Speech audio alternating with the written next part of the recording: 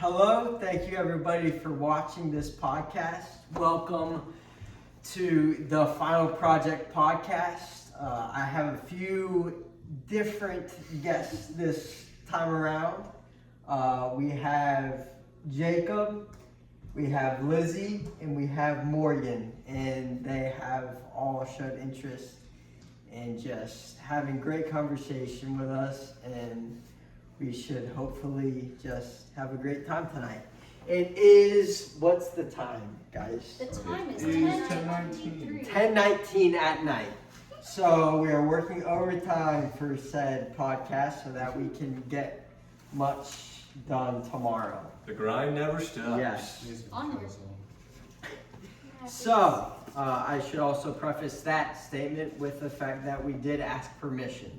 So we are not breaking the rules for the final podcast.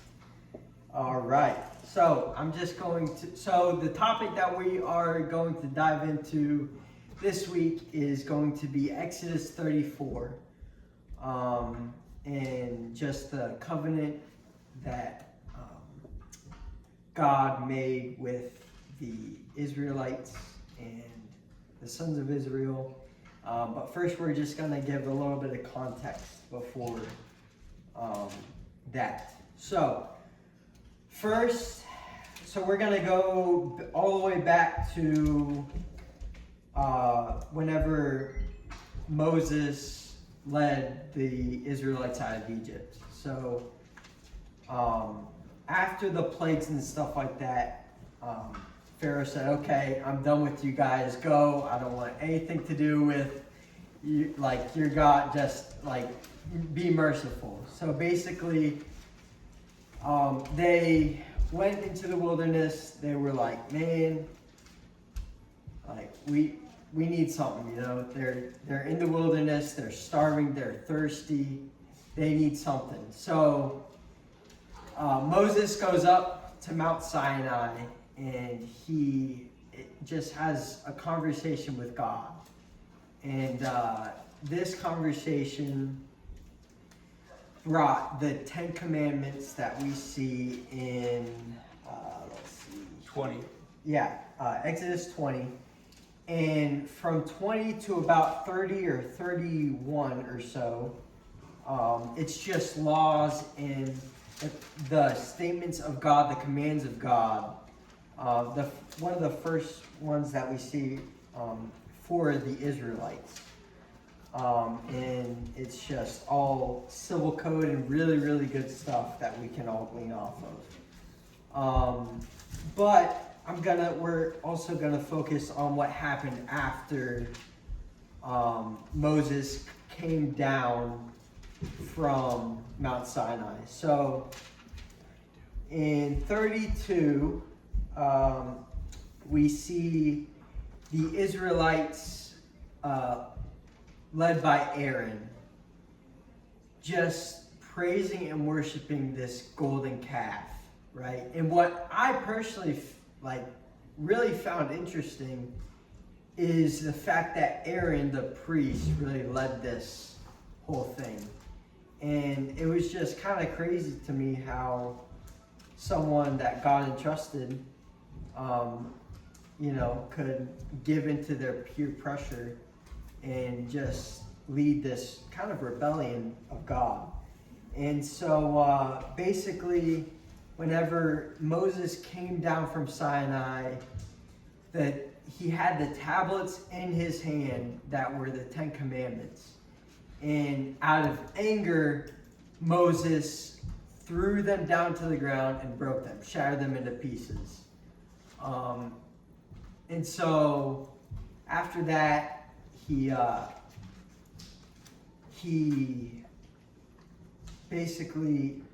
a conversation with Aaron and all the Israelites, saying how why have you betrayed God and why have you sought other idols?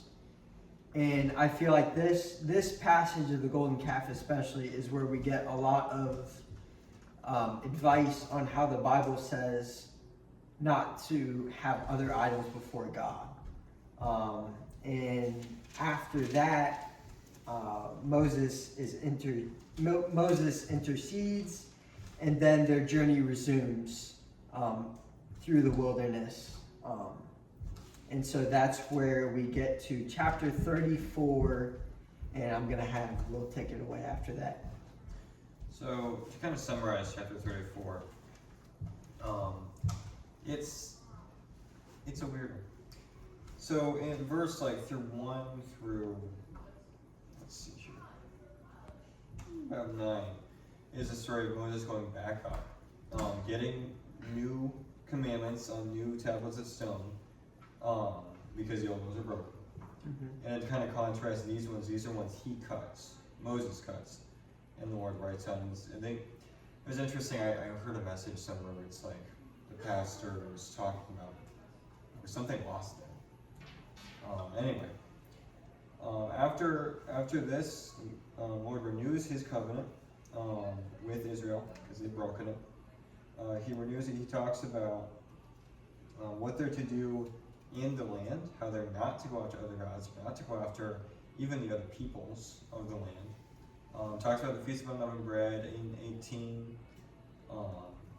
Gives some of the first offsprings, how those belong to him, how they're for him specifically. We get into talk the Feast of Weeks in 22 onward. Feast of Weeks, then the Feast of Passover. And then as you get into 29, it kind of goes back a little bit to more narration, where it talks about how Moses' face shone coming back off the mountain. It's an interesting passage. It's kind of a brief summary of it. Okay. So how do we feel about what just happened in 34, and how do we feel about that? It's kind of it's a very short chapter, but a lot happens in it. There's so much that you can really glean from just 34 alone, because God goes, it's in verses 1 through 5, or verses 1 through 4, you kind of have God kind of telling Moses how to prepare to meet him. And then in 5 through about 7, God literally gives a description and proclaims his character. And so, honestly, those were the most intriguing parts. Yeah, and I would say obviously for the time period, that was for how Moses was meeting God in that moment, because he was actually getting to be explicitly in God's presence. But for us nowadays, I feel like the way that we can apply it is how do we talk with God? How do we converse with him? How are we going to present ourselves to him next? And then we can also glean, we can see his characteristics, and we can see his true nature still at work to this day. So I mean, I do think that we've lost so much in the context of modern faith when thinking about God. Because Moses, keep in mind, was just with God for 40 days. He steps down for an afternoon, and he can't just walk right up that mountain to meet God again. That's not how it works. God, has so much reverence to him, and we have to respect that. But in modern culture, I don't know what modern is, but when we just pray to God, oftentimes we just do it spontaneously, thinking we can get God instantly. If we don't pose our hearts to God, if we aren't willing to surrender and fully open up our hearts and our spirits, we don't really get God. Because at that point, we're trying to have God come to us when we need to intentionally come to God. Because I think it's one of the craziest things with Western culture. We try to have our own personal Jesus, our own personal religion, when God's supposed to be leading us, not leading him. And I do think that actually consecrating yourself and having the whole ceremonial ordinances to go to God is a big thing we've lost, to have that heart posture. Well, and that just points back to the priesthood. like how we were seeing in Exodus 32 with the golden calf, where Aaron, they try to put God in a box. They try to have their own version of God, something that they can control. Because a calf is, they were shepherds. So a calf is something controllable. It's something that they can understand. But fire, cloud, something that's trumpets, hearing trumpets. That's something they don't understand. You can't control a consuming fire, and Right. oftentimes the pillar of fire is often talked about like it's a consuming fire, or God does come down and consume things with fire many Right. times. Right. Oh, And definitely. So like going back to like the priesthood and stuff, it's like going back to the priesthood and stuff, it's very much how you're posing your heart condition, and just And for what reason are you posing your heart condition for? Because like to please God. to please God, but also like if you're not doing it to please God, then what's your motive? I think that we also need to kind of take that into consideration too. So like, I feel like, so right here we were kind of like given like 5 steps on like how to prepare to meet with God. And so the first one that was given in class was we need to know our own sin. So like you were just saying, like it's the heart condition. Analyze your own heart. We need to come before God and ask for that forgiveness. Be honest with Him. Be honest with ourselves, and be vulnerable and show Him that, and know that we are sinners and we do not technically have the right to be in the presence of God except through Jesus. That's so true.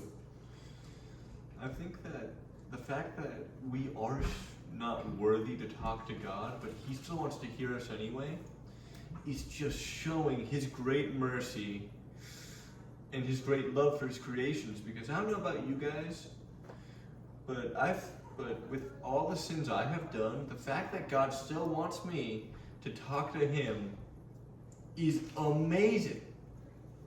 He's a jealous God, and that's it. Something that I like heard, I think, yeah, the first time, or whenever I read the 10 Commandments in class, or whenever we were doing the Bible bracketing, it said, "You shall not worship them or serve them, for I, the Lord your God, am a jealous God." And isn't it interesting? 2 seconds Crazy. later, they just go and do that. Yeah. No. But like so I heard the term "He's a jealous God" like a few months ago, and I was like, what? That doesn't seem like an attribute of God, like jealousy. Like, come on, what? And then you hear it in the commandments, but then you realize like the purity of God's heart is just unimaginable. In the purity of His jealousy, in the emotion, like the reason that He's jealous is He genuinely wants us, in all of us, He wants us because He is worthy to be loved. Of course. It's that right there. It's so cool. That right there really just brought a new meaning to like not having other idols.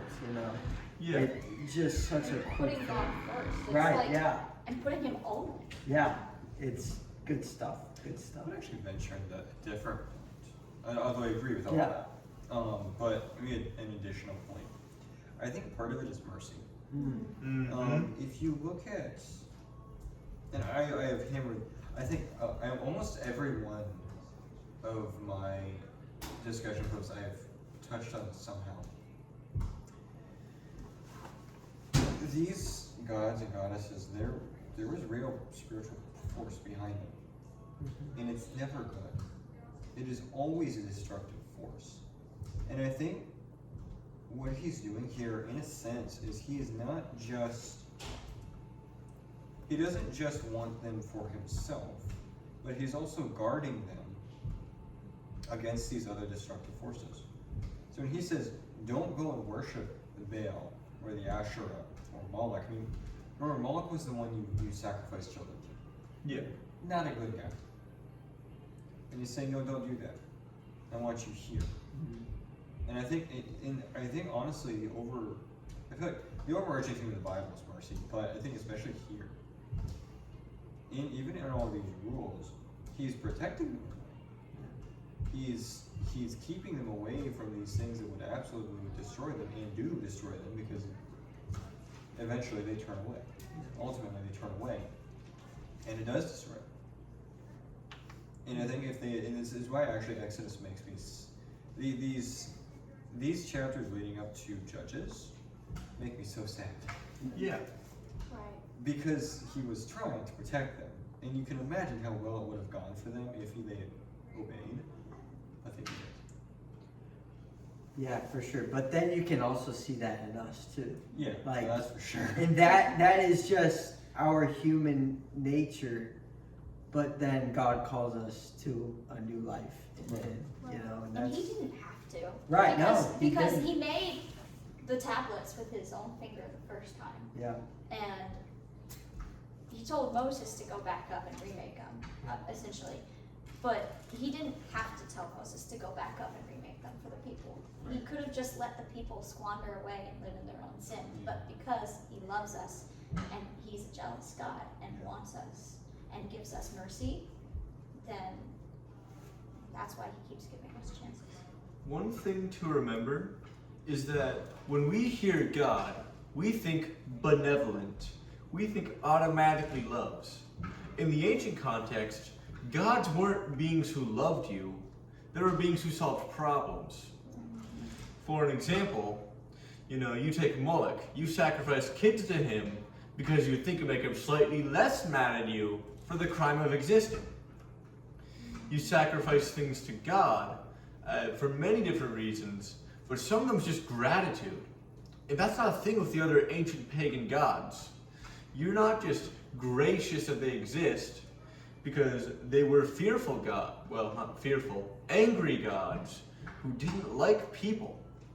And what really makes, our God unique is that he likes us because we're people and because we're willing to have that relationship and form it with him. Well, and then we're made in his image. God calls us to be set apart because God is set apart from all the other gods.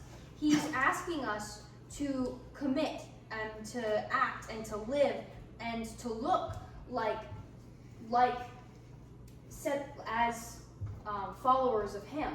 And as Christians, we need to look like followers of Jesus. That means, all the laws throughout Exodus, like some of them, they seem kind of wacky sometimes because it's like, well, what are you talking about? Like with like the test of the adulterous woman.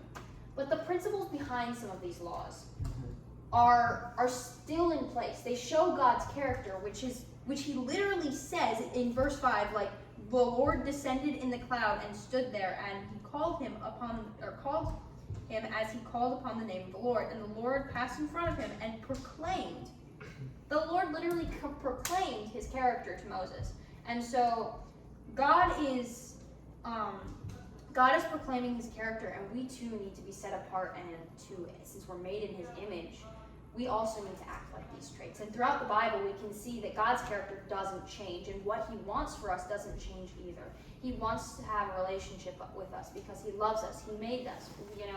It's a beautiful story of it's just a beautiful story of redemption and of a God who loves us, which is so different from all these other gods that the Israelites would have been exposed to during this time.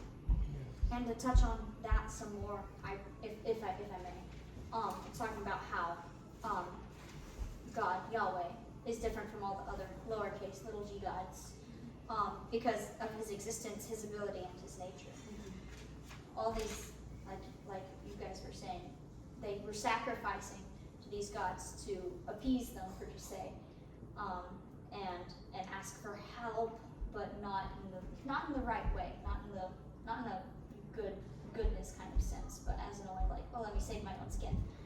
I think also that a lot of the sacrificing and atonements or offerings that were given to Yahweh were like we said, gratitude, and so like it was the heart posture also. and it was a way of glorifying him and showing his magnificence. That also set him apart. So they weren't. Yes, it was a fear, but it was a different kind of fear. Yeah, that fear of God we see, like even in Proverbs, it's like the wisdom. Like, you know, that's yeah, for It's sure. healthy. Yeah, definitely. And I think that, like you said, if you don't come into the law and looking at the sacrifices that the people were doing, and with the presupposition of, okay, they're grateful, that's why they're doing this, you can really fall under the trap of legalism. And I really think that is, like me personally, like just reading this throughout, like just studying it, it's really kind of been hard for me to remember, okay, like their heart posture behind what they were doing was just such a grateful heart posture, and that's why God was so, like, that's why he blessed them, you know? And yeah, I think that's just awesome. Well, one big thing to remember though is these guys who are just now, really leaning into God have been slaves for 430 years, pretty much being forced to acknowledge gods they didn't believe in and gods that were harsh to them. I think it's so easy to dogpile on the Hebrews, the early Hebrews that just come out of Egypt for how much they sinned and how much they ran from God. But we oftentimes are stuck in generational habits and mannerisms for so long because 430 years is not something you can wash away with 2 weeks in the desert. And I think that we can be like, oh, they made the golden calf, they're such sinners because they turned around so quickly. But I think that we don't give them enough grace for having to change their habits so fast. I mean, even the most light habits take, about 4 weeks to change? And that's for the early changing of a habit. Habits can take years, even decades, to fully get rid of and change or modify. But I think that's just something we keep forgetting as we read the Bible, and especially Exodus. Something I was thinking about when you were talking about sanctification, it just occurred to me. And this is going back in the conversation, so it's very off topic of what Jacob just said, but it's kind of sad because there's a whole set apart. You're sanctified, you're set apart to have a relationship with God. That was never what he wanted. Yeah. Like, it was supposed to be normal. And it's in a way the world has completely turned against him to the point to have a relationship with God, you have to be abnormal. Right. You have to be totally different from the world. And that in itself, I think, is just sad. It is. It is so sad, and it's like if you read the Bible and or throughout Psalms, Proverbs, Ecclesiastes, those are all those are like God, like, what would I say? It's God's wisdom. I mean, we were talking about in Job in class, how like Ecclesiastes and Proverbs is kind of like the wisdom that God gives. It doesn't mean that this is exactly how it's going to be. Like, if you follow all these rules, this is how your life is going to be. It's very much like, if you follow God's wisdom, this is the intent behind it. Does that make sense? Yeah. And so, unfortunately, like you're saying, we have to live almost abnormal lives, completely opposite of our nature, because we're In a broken We world. live, I we wouldn't live say- in the world right now, but we're not of the world. And it kind of reminds me of this analogy of like a Proper whale. This is kind of getting off topic, but like, hear me out. A whale lives in water, but they're mammals, so they have to breathe air. The way that whales die most of the time is not due to old age, because they suffocate, they drown, That's and why. that's where they live. We're drowning in this world, if you think about it. Yeah. But we're not of this world, and so we get to breathe God's air now, and that's what saves us. I wouldn't even say go as far as say it's abnormal. I could say it's almost abnormal. It's completely abnormal. Yeah. Like, I mean, Yeah. we're fairly counterculture, I would say. Mhm. Just a little bit. Especially Like, as we you get want- further. You want people Yes. to come up to you and go and say, what gives you that joy? Right. What Yeah. what makes you the way that you are? Well, it talks about later, you know, during Jesus' time, like the world's gonna hate you because it hated me first. Mm-hmm. And so we're stuck in this world for a time. I don't know if stuck's the right word. No, I mean, I would. Yeah, we're stuck. Sometimes Yeah, I feel very it stuck. feels very stuck. Yeah, in this world for a time, and the only thing we can do is follow God, even when it's hard and it seems impossible, or like you just want to give up because what's the point? What's the point? And that's, I don't know. The point is the center of it all is God. And He is the point. He's the one who points. And we can, like, even in this broken world, like, we can still see God's glory in this whole thing, you know, and I think that's the good thing about it, you know. But yeah, so the covenant renewed. I also just really liked this little verse. It says, "Then God said, behold, I am going to make a covenant before all your people. I will perform miracles which have not been produced in all the earth, nor among any of the nations. And I and all the people among whom you live will see the working of the Lord, for it is a fearful thing that I am going to perform to you." That fearful word really kind of throws me for a loop there. It's like, but that I remembered it was just talking about the fear of God, you know, and we can see all His glory and greatness through these miracles that He's going to perform and has performed, that we see in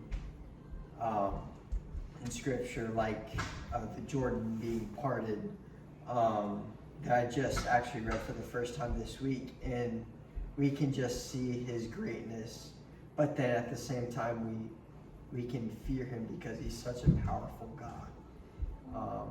And yeah, I thought that was a really, really cool thing, and how that really all ties the almost, like, I wouldn't say it ties the book of Exodus, but it's a very key part of Exodus that I don't think is really highlighted because of just the big thing that was the Ten Commandments and the conversation between God and Moses, the first one, where it was on Mount Sinai whenever he first gave him the Ten Commandments. I think that one's a lot more highlighted rather than whenever the tablets were replaced. I had never even realized that the tablets were replaced, you know, and just that the hope through the replacement of the tablets and the new covenant that God promises through this whole thing is just, it's really, really cool to see that all play out. I had a question about the tablets specifically, Yeah. actually. With the two stone tablets, it says, so he cut the two stone tablets like the former ones in verse 4. And Moses rose early up in the morning, and he went up to the Mount Sinai as the Lord had commanded him, and he took the two stone tablets in his hand. So I've heard it said before that Moses was the one who rewrote the Ten Commandments. But from this text, is that what happened? I think Moses cut out two stone tablets. But he didn't write down Yeah, I guess you're right. Yeah, the Ten Commandments. you're right. That You're is right. You're right. interesting. Oh yeah. Yeah. Because I've heard it said that, oh well, Moses rewrote after he shattered the tablets. He rewrote from what he had heard. Yeah. But I mean, like, if we continue to go down, it talks about Moses' face shines, and so like obviously he was there again in the direct presence of God, Right. and so it's kind of that's very interesting. It really Think is. about God, because when Moses comes down, he literally, they were afraid of him. The Israelites, Aaron, they were all afraid of him. And so, because he was just, Which I think says something about the actual presence of God. Like even seeing someone that is second hand. Like you're getting a second hand glimpse of God just off their face. Yeah. And Right. that was terrifying. Yeah, yeah. For sure. I feel like we could also probably tie that around back to like what we were saying a few minutes ago about how we are image bearers of Christ and how we need to exemplify him. And so like obviously our faces might not be glowing, but our actions can be. For sure. Let your light shine. That Exactly. you know, Let like your light that's shine. for sure. I wonder who. I mean, our face might not be glowing, but our souls can be glowing. So, bit of a side tangent. So, back home, there's this one guy. This guy, if I could describe him in one word, joy. Literally, everywhere he went, your mood would just be lifted no matter what. You're like, oh my gosh, it's this guy. Because God had just worked through him so much, and through his faith, he's been, blessed, able to bless other people through just spreading joy through his mere presence alone. And when I hear glowing, that's what I think of. Because if one of God's servants' souls can be glowing that hard that other people are uplifted by his very presence, could you imagine what, just say, 15 people, if they really focus on God and let him through? And if we get 15 souls glowing and put them in one room with like 1,000, I would love to be in that room. And because it would be weird. It would be something no one could explain. But by God's very presence alone, we could change lives without speaking a word. And it doesn't have to just look like joy. It can look like love or patience or wisdom. Patience, peace. Yeah, kindness, The fruits goodness, of the Spirit. faithfulness, and self-control. And if you are like imbued with these godly habits, or not godly habits, but godly attributes. Yes, thank you. That's the word. It shows to other people around you because they look at you and they go, oh, you're different. You're set apart. And as sad as that is, as sad as it can be, at the same time, having those attributes can be a great joy because you're showing Christ to other people. And just having that, you don't have to have big words. Actions speak louder than words. Amen. Yeah, for sure. At the same time, though, being set apart is not easy. No. Because when you're alone, you're weak and you will feel powerless if you have to stand by yourself. But when we're able to stand with community, because I think that I heard it from a video of Dr. Randall, or Randy, right? Randy. Okay. That, if you want to go somewhere fast, go alone. But if you want to go somewhere slowly and get there, and actually have an impact, you go with people. Right. I sort of heard that from like 3 different people already. I've heard that from so many different sources. It's like, Yeah. That we stand apart, but when we stand apart together, the feelings of loneliness or the feelings of not being able to find what seems to be a place in the world is washed away because we have something in common. We have God. And that's why he gives us fellowship and community. And that's why it's important that we do things like this. yeah. Right. And have these table talks. Yeah.